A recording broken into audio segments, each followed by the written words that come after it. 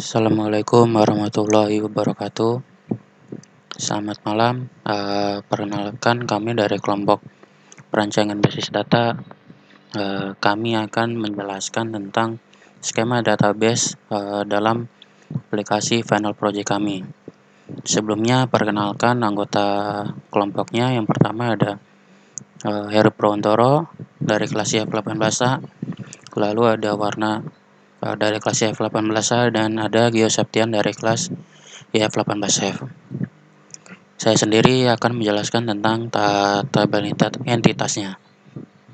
Jadi dalam tabel entitas ini saya sudah mengambil data dari database Final Project kami.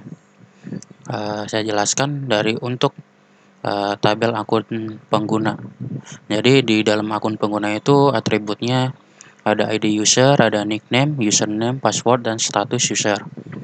Nah, tipe datanya itu varchar, kecuali di status user itu enum. Nah, panjang nilainya sendiri itu untuk ID user itu nilai panjangnya 20, nickname, username, password itu 100, dan status user tidak ada. Lalu untuk keterangannya, primary key-nya itu hanya dipegang oleh ID usernya. Lalu lanjut ke algoritma. Di dalam algoritma ini terdapat atribut yaitu ID algoritma dan nama algoritmanya. Untuk tipe datanya itu varchar semua dan panjang nilainya pun sama 100. Untuk primary key-nya itu ada di ID algoritma. Lalu untuk data akademik. Di dalam data akademik atributnya itu meliputi nick, NIM, nama PT, status PT, lokasi PT, jenis strata, akreditasi, fakultas, prodi, semester, IPK 1, IPK 2, dan prestasi. Tipe datanya sendiri, yang pertama nick adalah Bigen, lalu NIM juga Bigen, nama PT itu varchar, status PT, lokasi PT, jenis strata, dan akreditasi itu enum, lalu fakultas dan prodi itu varchar, semester itu integer, IPK 1, IPK 2 itu float, dan prestasi itu enum. Untuk panjang nilainya sendiri, untuk nick itu 20, NIM 20, dan nama PT 50.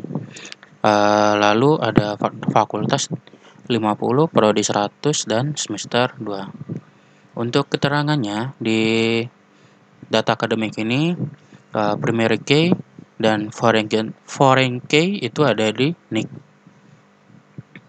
Lalu lanjut di data lampiran. Di dalam data lampiran terdapat nama-nama atribut sebagai berikut, yaitu yang pertama nick, lalu lampiran KTP pribadi, lampiran KTP orang tua, lampiran KTM, lampiran IPK 1, IPK 2, lampiran surat keterangan aktif kuliah, lampiran surat rekomendasi, lampiran surat tidak menerima beasiswa, lampiran surat PNS, lampiran surat KETM, lampiran akta kelahiran, lampiran ijazah SD, SMP, SMA, dan lampiran lainnya.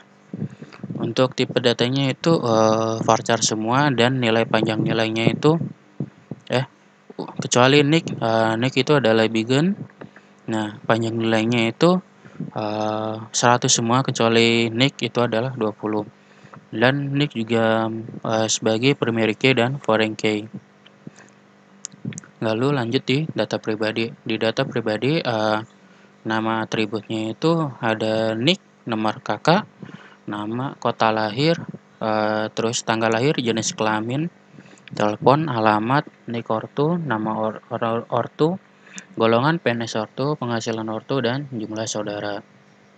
Untuk tipe datanya sendiri, nick adalah Bigen, nomor kakak Bigen, nama dan kota lahir adalah varchar, tanggal lahir date, jenis kelamin enum, telepon Bigen, alamat varchar, nick ortu Bigen, nama ortu dan golongan PNS adalah varchar, penghasilan ortu Bigen, jumlah saudara integer. Lalu untuk panjang nilainya itu nick dan nomor kakak itu 20, nama dan kota lahir 50, tanggal lahir dan jenis kelamin tidak ada, telepon 15, alamat 100, nik ortu 20, nama ortu dan golongan PNS 100, penghasilan ortu 20, dan jumlah saudara 5. Untuk primary key-nya sendiri itu ada di NIC. Lalu lanjut di tabel kriteria. Di dalam tabel kriteria terdapat atribut yaitu ID kriteria dan nama kriteria. Untuk tipe datanya itu kedua-duanya itu varchar dan memiliki panjang nilai 100. Lalu untuk primary key-nya itu ada di ID kriteria. Lalu selanjutnya masuk di tabel pendaftar. Dalam tabel pendaftar di dalam atributnya itu terdapat ID pendaftaran, tanggal pendaftaran, lalu NIK, jalur pendaftaran, status verifikasi, status lolos, dan timestamp. Lalu untuk tipe datanya itu yang pertama itu ada pendaftaran itu varchar, tanggal pendaftaran itu date, NIK itu begin, jalur pendaftaran, status verifikasi dan lolos itu enum, timestamp itu timestamp. Lalu untuk panjangnya sendiri ID pendaftaran itu 100 dan NIK 20. Untuk primary key ada di ID pendaftaran. Lalu untuk rules atau aturannya itu dalam atribut ini, dalam rules terdapat atribut yang pertama ada ID rules, lalu ID algoritma, key parents, lalu K1, K2, dan nilai entitas. Untuk tipe datanya sendiri semuanya varchar kecuali nilai entitas yaitu float. Untuk panjang nilai itu ID rules itu adalah 20, ID algoritma, K parents, K1 dan K2 itu 100, sedangkan nilai entitas tidak ada. Untuk keterangannya ID rules itu adalah primary key, lalu ID algoritma, K parents, K1 dan K2 itu foreign key. Lalu TMP bobot nilai. Dalam TMP bobot nilai terdapat tiga atribut yaitu ID TMP, lalu NIK dan nilai. Untuk tipe datanya itu integer, begin, dan float. Panjang nilainya itu ID TMP itu adalah 11, NIK ada 20, dan keterangannya itu primary key ada di ID TMP dan foreign key di NIK. Lalu yang terakhir ada TMP bobot prioritas. Dalam TMP bobot prioritas atributnya itu ada ID TMP, ID algo, K parents, kriteria bobot prioritas. Tipe datanya itu ada integer, varchar, dan float. Panjang nilainya 11, 20, 30, 30. Lalu untuk primary key ada di ID TMP. Demikian penjelasan dari saya. Oke, baik. Terima kasih Mas Heru atas penjelasannya tentang penjelasan mengenai entitas. Sekarang saya akan menjelaskan tentang hubungan antara entitas atau biasa disebut sebagai entity relationship. Di sini saya bagi dua. Ada entity relationship yang memproses AHP dan ada yang memproses data pendaftar. Kita mulai dengan data pendaftar dulu. Nah, di sini bagian yang ini, yang data pendaftar yang ini nih, yang ini. Jadi setiap pendaftar ini terhubung dengan entitas seperti data pribadi, data akademik, data lampiran, dan TMP bobot nilai. Untuk TMP bobot nilai saya akan jelaskan nanti di akhir. Sekarang kita akan berfokus ke empat entitas ini dulu. Pendaftar ini terhubung dengan data pribadi, akademik, dan lampiran. Jadi setiap pendaftar memiliki satu dan hanya satu data pribadi.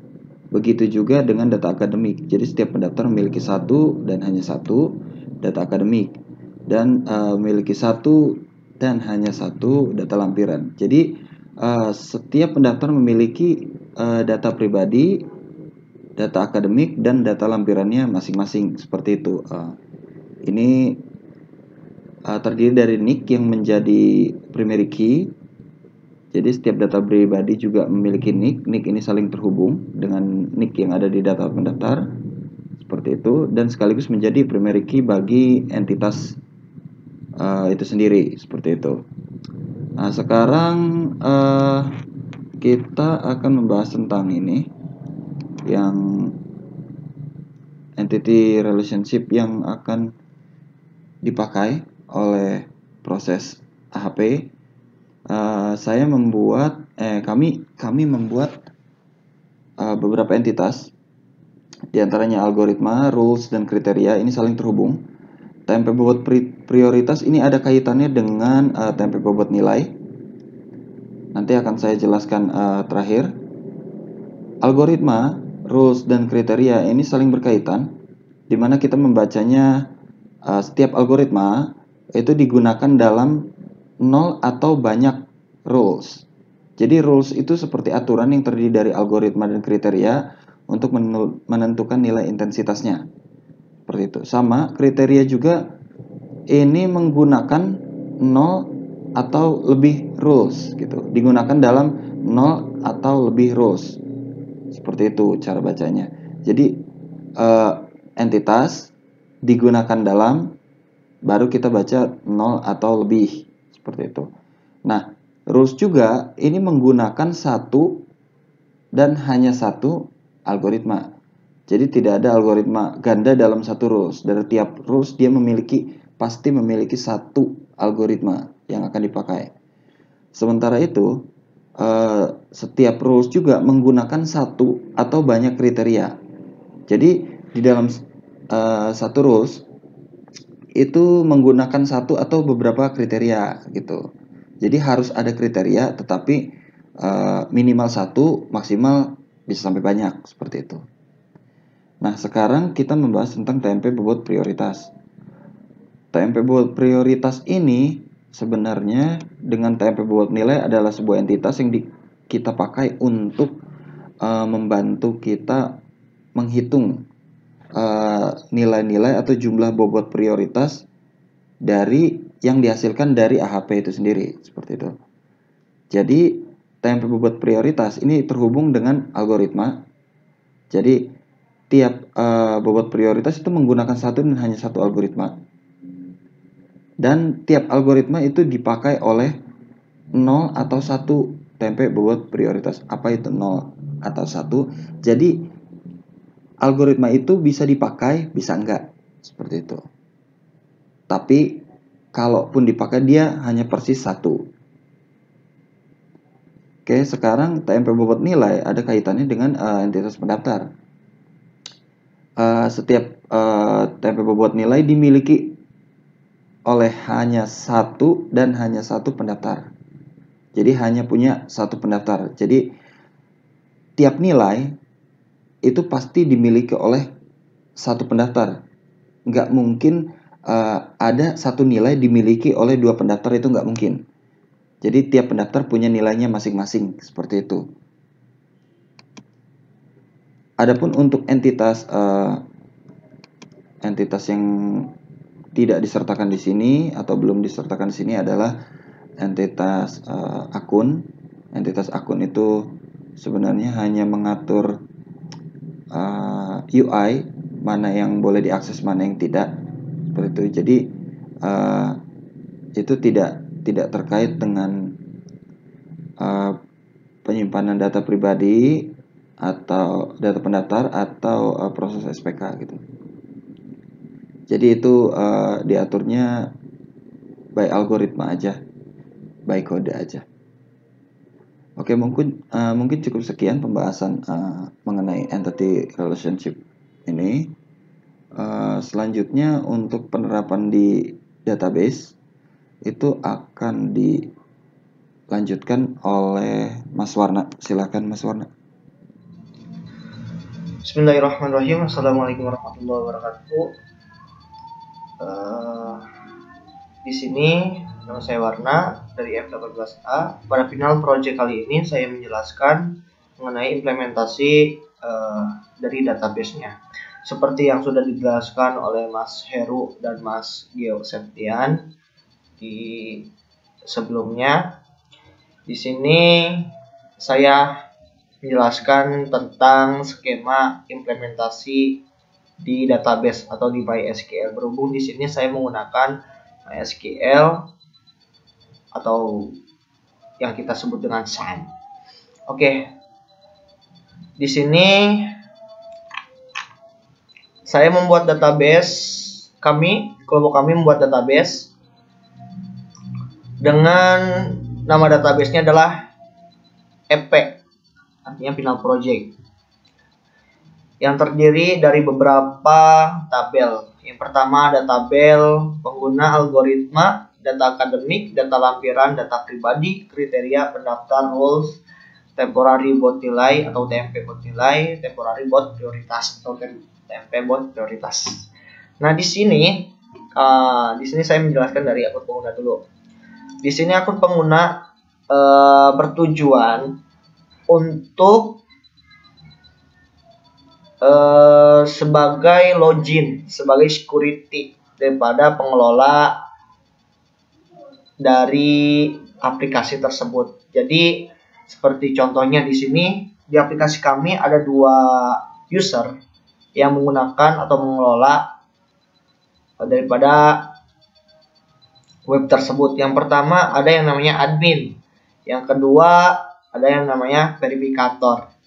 Nah, di sini itu beda-beda tugasnya. Kalau admin itu dia bisa keseluruhan, tapi kalau misalkan verifikator dia hanya bisa memverifikasi saja.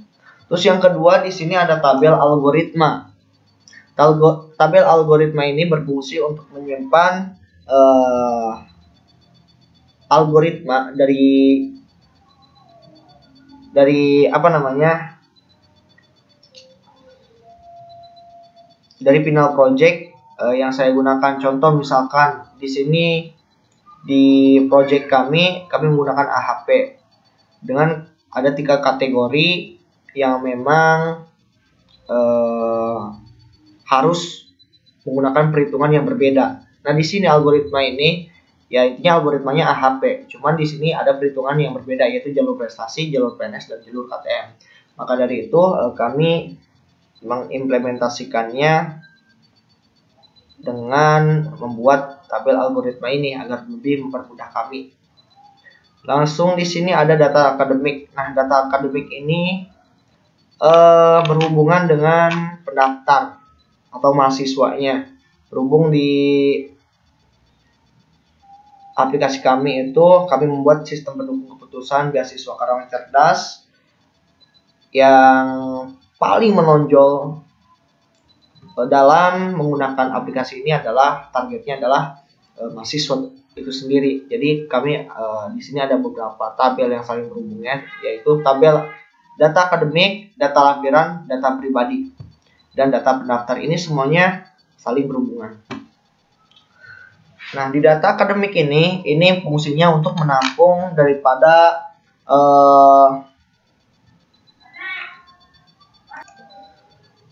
di data akademik ini berfungsi sebagai penampung daripada data-data akademik daripada mahasiswa itu sendiri. Nah, jadi fungsinya seperti di sini ada yang namanya NIK, NIM, nama PT, nama program, nama perguruan tinggi, terus status PT, lokasi PT, ada jenis rata, akreditasi fakultas, prodi, semester, IPK, IPK1, IPK2, dan prestasi. Nah, terus ini ada data lampiran. Nah, data lampiran ini berfungsi sebagai penyimpan file daripada lampiran-lampiran atau nama lampiran daripada pendaftar. Misalkan nama lampirannya seperti lampiran KTP pribadi dari pendaftar, terus KTP orang tua, terus lampiran KTM kartu tanda mahasiswa, terus lampiran IPK1, IPK2, lampiran suket kuliah, yang nantinya data lampiran ini akan dicek oleh seorang user yaitu verifikator. Ya. Gitu. Nah, terus siapa sih yang membuat verifikator itu? Ya jelas tentu adminnya. Nah, jadi adminnya itu cuma ada satu. Nah, dia berfungsi sebagai pembuat verifikator yang memang sudah dipercayai seperti itu. Sedangkan verifikator tugasnya hanya memverifikasi data pendaftar. Terus kita sudah masuk data lampiran. Tadi data lampiran untuk menampung data-data lampiran atau nama lampiran daripada pendaftar. Nah, ini berhubungan dengan NIC. Di sini ada project key dan primary key. Jadi NIC ini ada dua fungsi. Dia fungsinya yang satu sebagai primary, yang satunya lagi sebagai origin key untuk mengambil data daripada di data pribadi. Nah, kita lanjut. Di sini ada data pribadi. Nah, data pribadi ini menampung data-data pribadi seperti NIK, NOK dari pendaftar, terus nama, kota lahir, tanggal lahir, jenis kelamin, telepon, alamat, NIK ortu, nama orang tua, golongan PNS, penghasilan ortu, dan jumlah. Nah, jadi sistem kami ini, kenapa kami tidak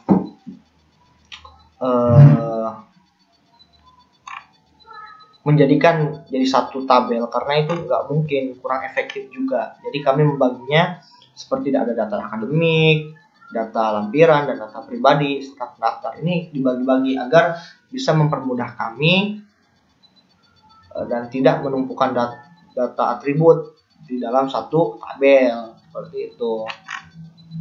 Jadi ini adalah data pendaftar yang fungsinya untuk menampung, memanipulasi data pendaftar seperti contoh insert, update, delete, dan sebagainya. Terus di sini ada tabel kriteria. Nah, tabel kriteria ini berfungsi sebagai penyimpan dari kriteria dan subkriterianya. Nah, di AHP itu ada yang namanya subkriteria dan kriteria, berfungsi untuk sebagai perhitungan dari AHP. Nah, jadi antara algoritma, kriteria, dan rule ini adalah satu hitungan PHP. Jadi AHP. Jadi AHP-nya itu disimpan di algoritma, di tabel algoritma, tabel rule, dan tabel bobot nilai serta bobot prioritas seperti itu. Jadi ini tuh di kriteria itu cuma menampung kriteria dan subkriteria daripada AHP seperti itu. Terus di sini ada pendaftar. Nah, pendaftar ini sebagai penampung dari data pendaftar atau mahasiswa. Nah, ini yang sudah diinput data pribadi, data lampiran, data akademik nanti disatukan ke sini, dihubungkan kepada ini, dimasukkan ke data pendaftar. Nah, misalkan NIK 0 ini siapa sih? Karena kita ingin tahu. Nah, kakak misalkan. Nah, ini kan masuknya ke data pribadi. Jadi data pendaftar ini mengambil data dari data pribadi.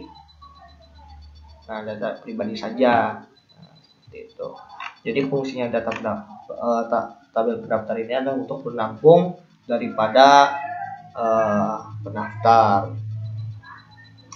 Terus di sini ada rule yang sudah saya sampaikan tadi, bahwa rule ini adalah gabungan dari tabel, kriteria, dan algoritma. Nah, ini ID algoritmanya kita ambil dan covernya diambil dari data kriteria K1, K2, dan nilai intensitas. Nah, ID algoritma ini kita ambil sebagai algoritma mana sih ini itu yang kita mau hitung. Terus K-parent itu, K-parent apa sih yang kita hubungkan, K-parent goals misalkan. Terus K1 itu kriteria satunya apa? Kriteria satunya IPK kita. Terus di sini ada kriteria 2. Nah, ini tuh kriteria 1 dan kriteria 2 itu dibandingkan. Nah, di sini muncullah nilai intensitasnya. Kita tentukan nilai intensitasnya. Misalkan IPK sama IPK itu nilai intensitasnya adalah 1. Terus IPK akreditasi nilai intensitasnya ada 5. Nah, ini adalah sebagai acuan daripada perhitungan algoritma AHP itu ada di sini. Sebetulnya. Jadi untuk menentukan siapa sih penerima beasiswa itu ya jelas kita tentukan berdasarkan metode AHP ya, menggunakan perhitungannya gitu kan. Jadi kita harus menentukan kriterianya dulu, terus subkriterianya, terus menentukan nilai intensitas. Setelah itu mau dibuatlah tabel perbandingan, lalu dihitung keluar nilai prioritasnya. Nah, nilai prioritas itu yang nantinya sebagai acuan untuk perhitungan dari daftar. Nah, kita lanjut kepada TMP bobot nilai. Nah, TMP bobot nilai ini adalah hasil dari perhitungannya. Jadi ini tuh adalah penerima beasiswa. Misalkan yang menerima beasiswa itu hasil, pokoknya jadi temporary bobot nilai ini digunakan untuk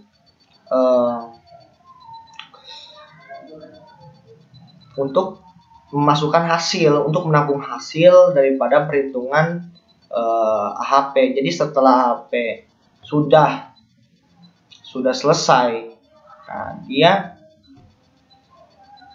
akan menyimpan data nik mana yang sudah dihitung, terus dimasukkan ke dalam TMP bobot nilai. Nah, ini sebagai acuan kami untuk melakukan mensilek, menampilkan siapa saja sih yang dapat beasiswa itu. Nah, di sini ada 9900. Nah, 9900 siapa sih namanya? Misalkan Raka. Oh, Raka dapat beasiswa Karawang Cerdas gitu. Nah, nanti ini ditampilkan di dalam database, di dalam hasil penerima beasiswa, hasil pengumumannya seperti itu. Jadi setelah rule atau HP-nya kita seleksi, dia menseleksi semua data daripada pendaftar berdasarkan jalurnya. Misalkan ini jalur prestasi. Nah, jadi AHP menseleksi, menjumlahkan IPK-nya dihitung, terus domisilinya, akreditasi kampusnya dihitung, dan prestasinya juga dihitung. Nah, setelah dihitung keluarlah muncul nilai, dan nilainya itu ini 0,37803. Nah, dan ini nanti sebagai acuan kami. Jadi yang paling besar nilainya itu adalah pemenangnya gitu. Terus lanjut pada temporary bobot prioritas. Nah, ini temporary bobot prioritas ini untuk menentukan bobot prioritas. Nah, di sini bobot prioritas ini menampung setelah normalisasi daripada AHP. Jadi setelah AHP dinormalisasi, dia akan muncul nilai, dan nilainya itu dimasukkan ke dalam TMP bobot nilai prioritas. Nah, ini nilai bobot prioritasnya ini. Nah, nilai bobot prioritas ini akan dimanipulasi menjadi nilai bobot nilai daripada pendaftar. Nah, ini misalkan si pendaftar akreditasi perguruan tingginya A, nilainya 46,58. Terus IPK-nya 35 lebih. Nah, 35 lebih berarti 0,4658 ditambah ini 6334. Itu perhitungannya, nanti muncul pada bobot nilai ini setelah dijumlahkan seperti itu. Mungkin itu saja yang dapat saya sampaikan dari implementasi database-nya ini. Mungkin ini sesi penjelasan terakhir dari skema database Final Project kelompok kami. Jadi saya akan tutup presentasi kali ini. Terima kasih kepada Mas Gio dan Mas Heru yang sudah memaparkan materinya. Dari kelompok kami, mohon maaf apabila ada kekurangan, kesalahan kata. Assalamualaikum.